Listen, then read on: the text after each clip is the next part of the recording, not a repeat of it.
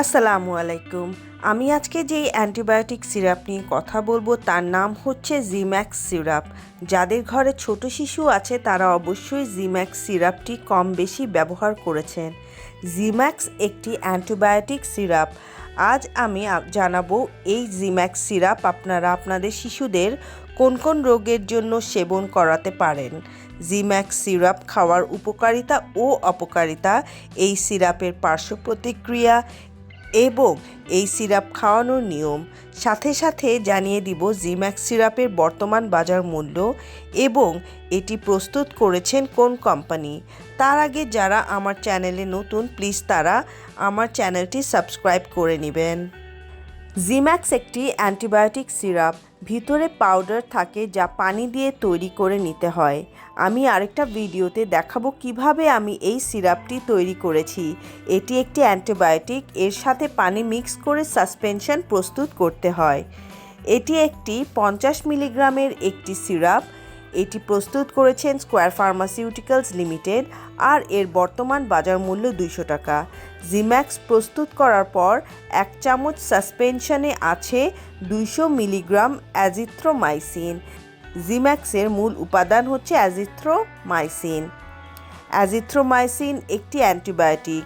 এটি gram positive এবং gram negative দুই ধরনের ব্যক্তিদের বিরুদ্ধে কাজ করে। এই জিম্যাক্স সিরাপটি কোন কোন রোগের জন্য সেবন করাবেন তা বলবো এখন।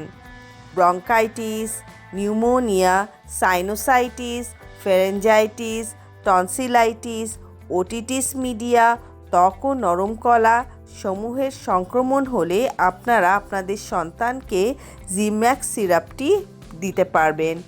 আপনারা যাতে বোঝেন সেজন্য একটু সহজ ভাষায় বলি। যাদের কাশি আছে তাদের জন্য, যে শিশুদের নিউমোনিয়া হয়ে গেছে, বুকে কফ জমে গেছে সেই শিশুদের জন্য, সাইনোসাইটিস যাদের হয়েছে তাদের জন্য, ফ্যারেঞ্জাইটিস হয়েছে এবং গলায় যদি টনসিল হয়ে থাকে সে শিশুদের জন্য জিম্যাক্স সিরাপটি খুব ভালো কাজ করবে। এছাড়াও ত্বক এবং নরম যে কলাসমূহ আছে আমাদের শরীরে, নাকের ভিতর, গলার ভিতরে, সেখানে যদি সংক্রমণ হয় তাহলে জিম্যাক্স সিরাপটি চমৎকার কাজ করবে। আপনারা আপনাদের শিশুকে ডাক্তারের পরামর্শ নিয়ে এই জিম্যাক্স সিরাপটি সেবন করাতে পারেন। এবার তাহলে আসি মাত্রা। কত মাত্রায় আপনারা আপনাদের সন্তানকে জিম্যাক্স সিরাপটি সেবন করাবেন। আপনাদের শিশুর বয়স যদি 6 মাস থেকে 2 বছরের মধ্যে হয় তাহলে 4 ভাগের 1 ভাগ থেকে আধা চামচ পর্যন্ত আপনারা দিনে একবার করে দিতে পারবেন আপনার বাচ্চাকে। আর যে শিশুদের বয়স 3 বছর থেকে 8 বছর হয়ে যাবে সেই শিশুকে 1 চা চামচ করে দিনে একবার করে দিতে পারবেন। আর যদি শিশুর বয়স 9 বছর থেকে 12 বছর হয়ে থাকে তাহলে আপনি 1.5 চামচ করে দিনে একবার করে দিতে পারবেন। মনে রাখবেন জিম্যাক্স সিরাপটি একবারের বেশি সেবন করা যাবে না 24 ঘন্টার মধ্যে। আর শিশুদের ক্ষেত্রে 3 দিনের বেশি সেবন করা উচিত নয়। তবে মনে রাখবেন ডাক্তারের পরামর্শ ছাড়া এ ধরনের অ্যান্টিবায়োটিক সেবন করা থেকে বিরত থাকতে হবে। এখন এর পার্শ্ব প্রতিক্রিয়া নিয়ে কথা বলবো।